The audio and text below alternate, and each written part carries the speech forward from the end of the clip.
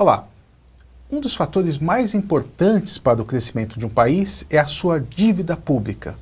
Sua delicada gestão é uma das tarefas mais importantes de um governo para que a economia ande sempre bem. É sobre esse tema de hoje, a gestão da dívida pública, que eu converso com o jovem pesquisador Renan Medina Silvestre. Seja bem-vindo, Renan, ao Conexão Universitária. Obrigado. O Renan é estudante de economia da PUC e fez a sua iniciação científica sobre esse tema intrigante, que, aliás, está bastante em voga nos dias de hoje, nos noticiários, em todas as análises econômicas. A gestão da dívida pública é um tema recorrente, né, Renan? Sim, hoje em dia, nesses últimos 2 anos, desde que eu entreguei a iniciação, e principalmente agora, o novo ministro voltou à pauta do governo, voltou à pauta da discussão na imprensa, entre os próprios economistas, os acadêmicos. Então, é um assunto que voltou a ser recorrente na... Mas antes de falar sobre esse assunto, me fala por que a ideia de se fazer a iniciação científica? Olha, a ideia, eu acho que boa parte de todas as iniciações tem que partir do professor. E nesse caso também foi o professor que acabou falando sobre como é importante essa questão do aluno ser... O aluno, enquanto na academia, aprender a ser um acadêmico, aprender a pesquisar, aprender a desenvolver aquele tema, não de maneira muito aprofundada, como uma pesquisa científica não pede para você descobrir algo inovador, algo novo. Heurístico. Exatamente. Ela pede apenas para você fazer o que se está discutindo atualmente e ver os impactos que isso pode se ter, no caso da economia, pode se ter no seu país, né? Mas nada muito inovador, não, mas alguma coisa de análise, de reflexão, né? Exatamente, uma pesquisa realmente mais, uma revisão, né, que a gente chama, a revisão da bibliografia, da atual bibliografia, e como isso vem impactando o dia a dia da economia do país, no meu caso. No teu caso. E o assunto? Então me fala um pouco da tua temática. Como é que você chegou a esse tema da gestão da dívida pública federal? Estava discutindo com o meu professor há uns 2 meses um tema que eu poderia abordar sobre uma pesquisa científica, que a gente estava muito empenhado, isso logo no primeiro ano de universidade. Nesse período houve uma semana de economia que a PUC promoveu, e a gente acabou vendo uma apresentação que a gente estava na classe sobre uma pesquisa que não abordava a questão da dívida em si. Porém, em um dos gráficos que a menina mostrava, que a pessoa mostrava, você verificava o que chamou nossa atenção foi a evolução dos indexadores. Nisto, a gente passa no dia seguinte, a gente tinha aula com ele e a gente acabou conversando. Ele falou, tem um tema legal. Eu falei, eu também tenho uma sugestão legal.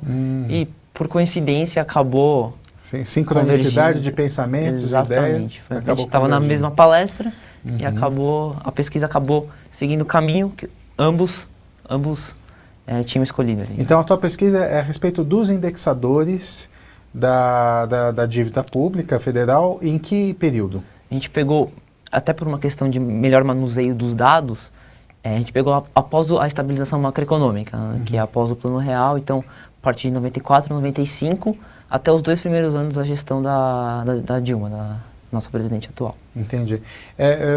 Renan, para quem está nos assistindo, muitas vezes fica um pouco confuso com as palavras que a gente usa, a gente acaba caindo um pouco no economês, não é? Então, explica assim melhor o que é um indexador e como é que ele funciona dentro de um processo como esse. O indexador, hoje, atualmente, na composição da nossa dívida, a gente tem cerca de importantes 3 ou 4 indexadores, depende da análise que você vai fazer. Os indexadores são como aquela dívida como ela está sendo remunerada no futuro, né? Ou seja, quando ela é remunerada ao IPCA, o IPCA é um indexador, o câmbio é um outro indexador, a taxa Selic, que chama-se na análise de flutuante, é um outro indexador. Então, é como essa dívida, com qual base ela está sendo remunerada no seu vencimento. Entendi, quer dizer, qualquer pessoa pode fazer uma dívida. A diferença é que algumas dívidas saem mais caras que as outras, certo? Exatamente. E foi isso que você constatou um pouquinho lá no seu trabalho, né? Exatamente. Você percebeu que num período era um indexador e num outro período era outro indexador? Exatamente. E aí, que conclusão que você tirou? Foi nisso, né? A gente começou a analisar que quando acaba o governo de FHC, em 2002, e Lula assume já em 2003, de maneira muito rápida e bastante... que deu para perceber claramente, em curto espaço de tempo, que o governo rompe com a gestão da dívida do governo anterior. É claro, como todos sabem, o governo Lula manteve muitas pessoas do governo FHC na sua equipe econômica. Passou a viver um momento macro muito melhor do que vivia no período da década de 90, enfim, muitas crises internacionais. Isso tudo proporcionou a possibilidade de o governo mudar sua estratégia de dívida, trocar os indexadores. Indexadores onde o governo corria mais riscos de dar um default, que a gente chama que é o não pagar a dívida, por indexadores que o governo teoricamente possui um pouco mais de controle sobre eles e pode manusear com outras políticas. E aí é a diferença entre o câmbio, que era adotado pelo governo Fernando Henrique, e o IPCA, que é o indexador do governo Lula a partir de 2002 até hoje. E hoje já mudou um pouco, né? Então, o que aconteceu? Você ter uma dívida indexada a câmbio é consenso entre todos os economistas que não é uma boa estratégia.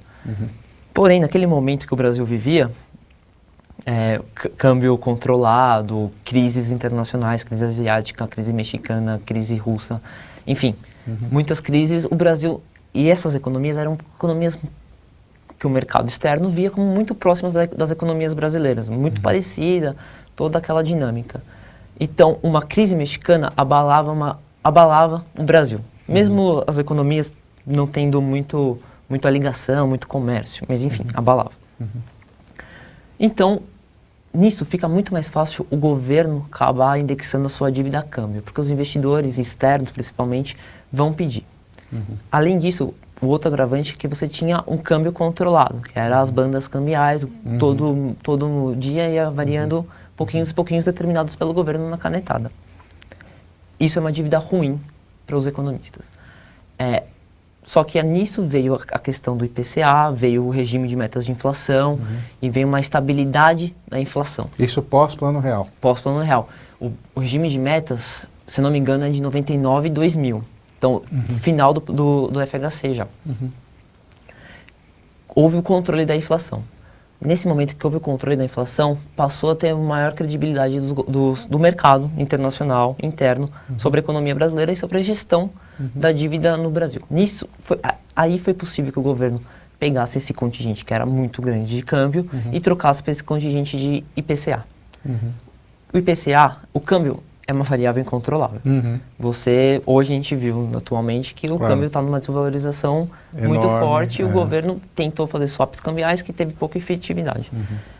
Então é muito difícil você controlar o câmbio, é o mercado externo que controla mesmo. Agora o IPCA, teoricamente você tem um controle maior, porque dentro do IPCA você controla com o principal instrumento que é a taxa Selic. Claro que eu não vou me estender muito, mas a taxa Selic ela tem vários poréns que às vezes acerta o IPCA, às vezes não acerta, às vezes demora muito para acertar o IPCA. Mas, teoricamente, é um indexador que o governo consegue controlar e dessa maneira não fica vulnerável a quebrar. A quebrar, dar um possível calote. Exatamente. E essa política, então, adotada desde que o presidente Lula assumiu em 2002, você acredita que vem dando efeitos positivos para a economia? Sim, eu acredito que teve um efeito positivo, mesmo particularmente, eu não considerando um bom indicador a relação dívida-PIB, ela teve uma queda monstruosa, realmente em meados de 2002 a gente possuía uma relação de mais de 60%. No final da minha pesquisa a gente tinha uma relação de um pouco mais de 30%. Então foi uma queda muito boa, muito significativa mesmo da relação dívida-PIB. Porém, foi um momento de estabilidade, inflação baixa, a gente conseguia manter taxas de juros em níveis um pouco melhores, só que agora esse cenário se reverteu, né? A gente tem uma mudança. Sobre esse cenário que eu queria saber de você, assim, como é que você, a partir dessa pesquisa, então começa a compreender o cenário que nós estamos vivendo hoje? Isso te ajudou a compreender melhor o cenário socioeconômico, político que a gente está vivendo hoje, nessa crise que o Brasil está passando? Olha, essa questão realmente agloba a minha atual pesquisa. Particularmente, eu acredito que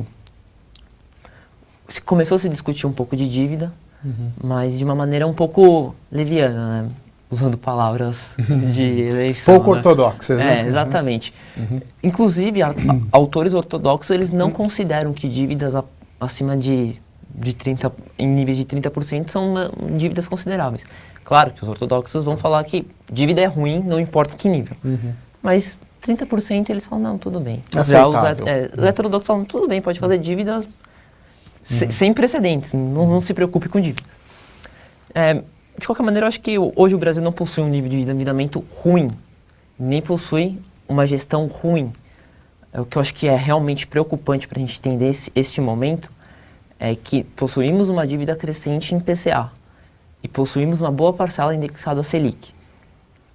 Sem câmbio. Tudo bem, o câmbio desvalorizado não afetou nossa dívida. Porém, desse mal nós não sofremos. Exato, não mais.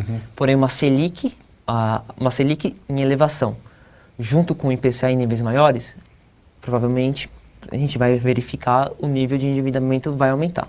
E como se combate o IPCA? É aumentando a taxa Selic. Então, a remuneração de títulos a IPCA vão ser duplamente bombardeados pela alta do IPCA e também pela alta da Selic. E já se fala em recessão aí de 1,5%. Sim. É consequência desse aumento, possivelmente, dessas taxas. Né? O Estado gastando de uma maneira um pouco inconsequente nos últimos anos. Aí. Renan, nós vamos fazer um breve intervalo e daqui a pouquinho a gente volta então com o segundo bloco do Conexão Universitária, que hoje fala sobre gestão da dívida pública federal. Até já.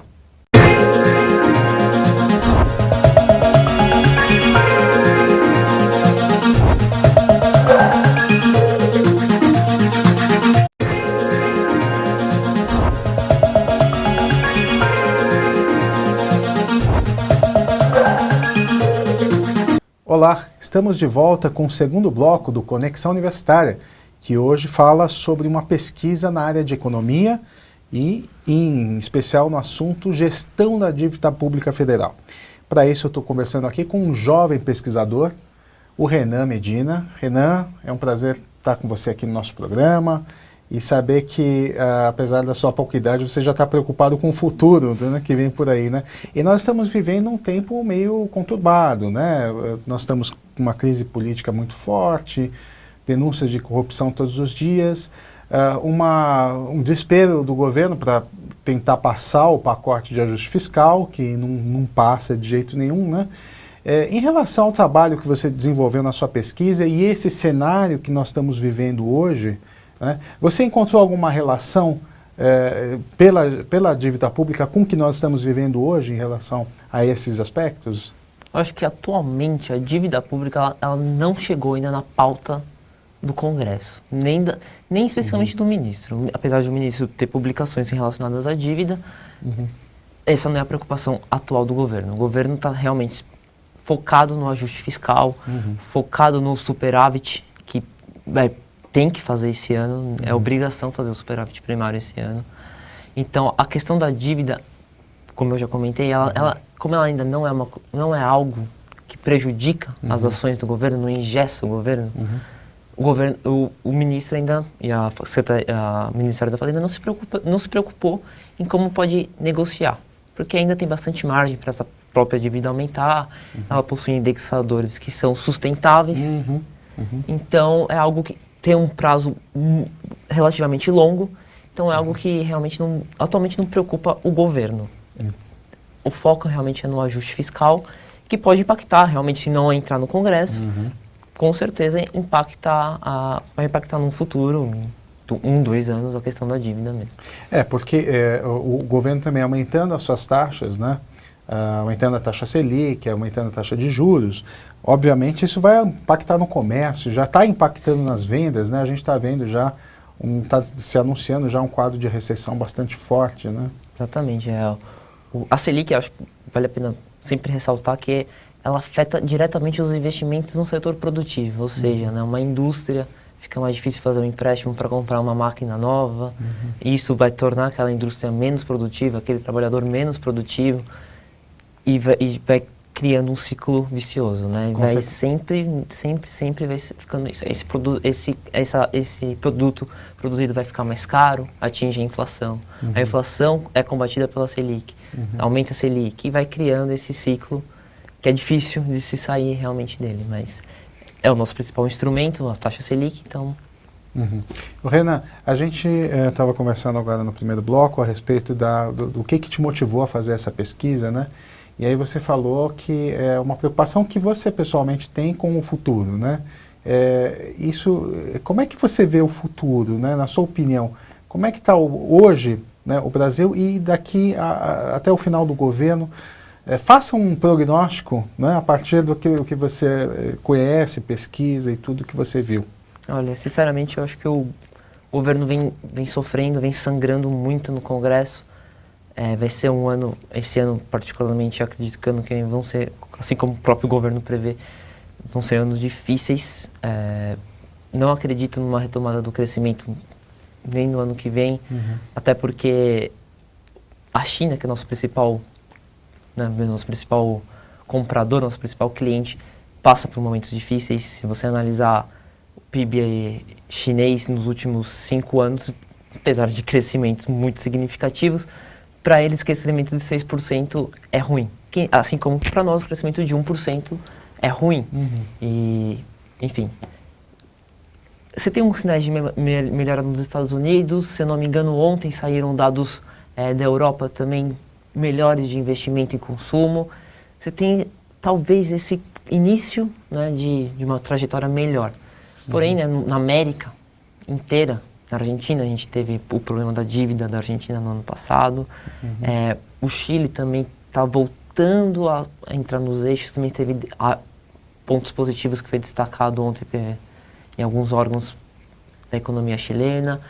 Então, até os principais parceiros econômicos do Brasil aqui na América sofreram muito.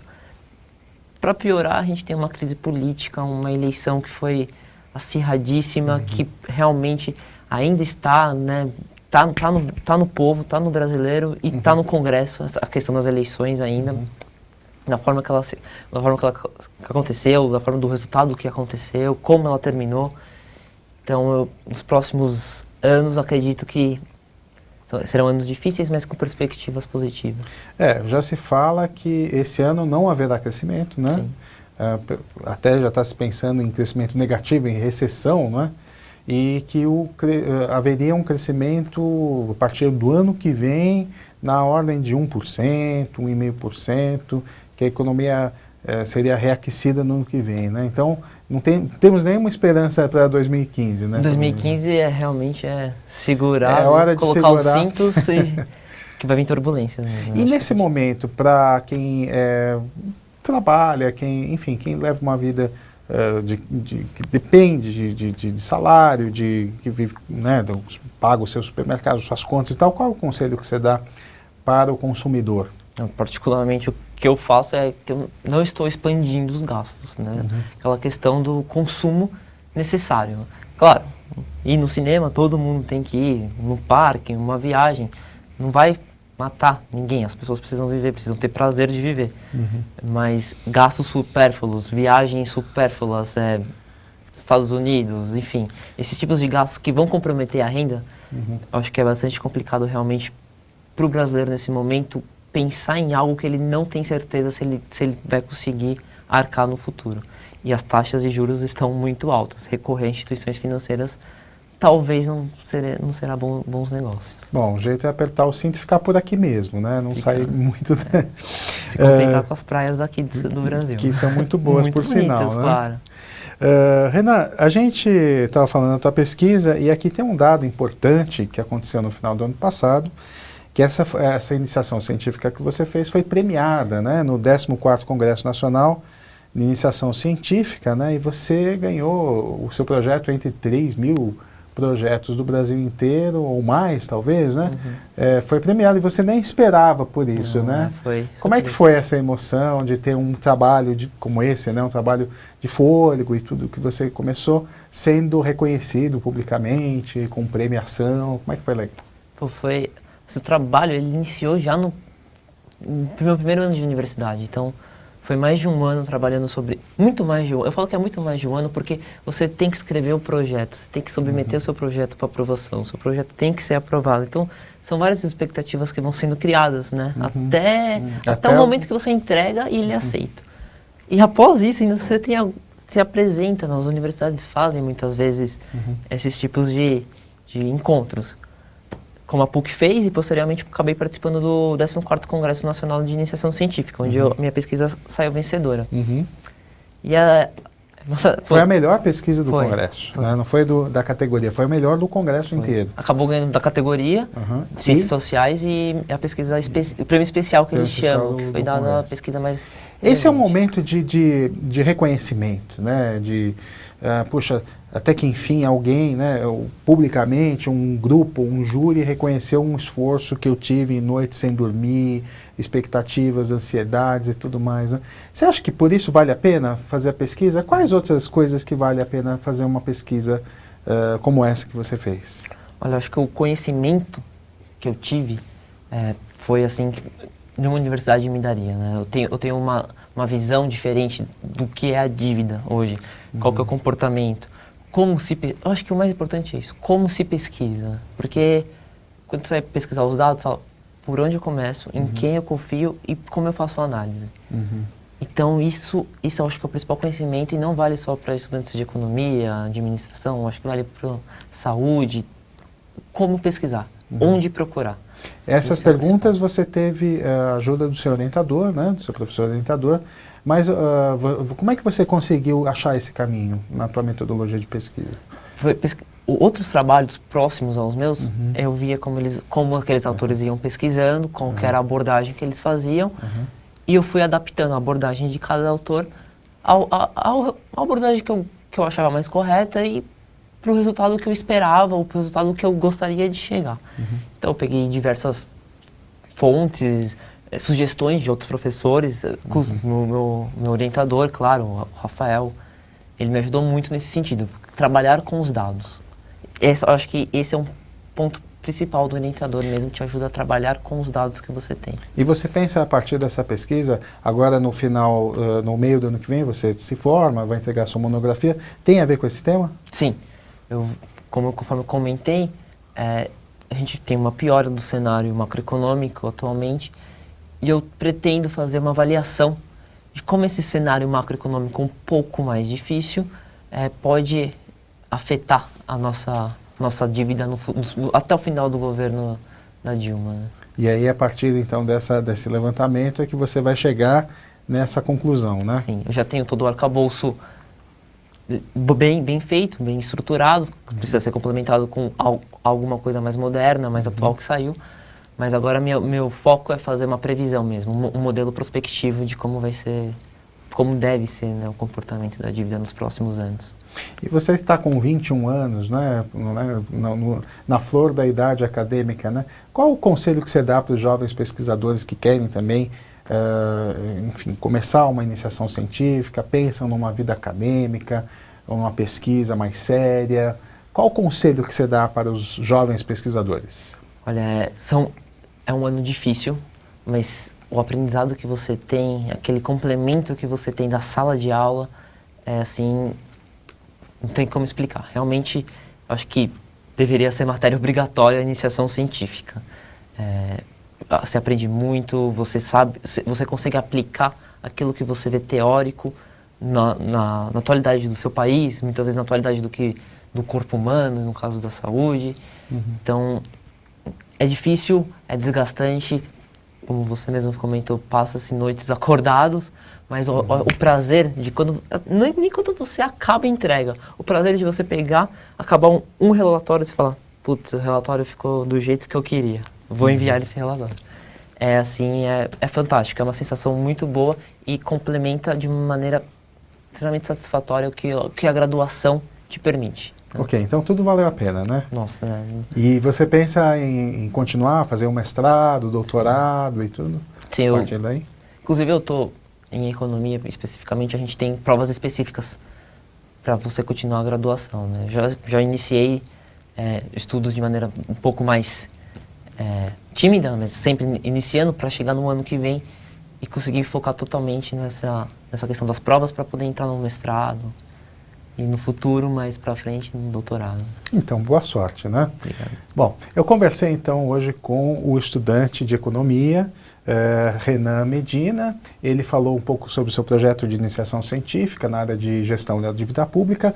Renan, mais uma vez, muito obrigado por ter vindo ao nosso programa. Parabéns pela sua pesquisa, pela sua premiação. Obrigado.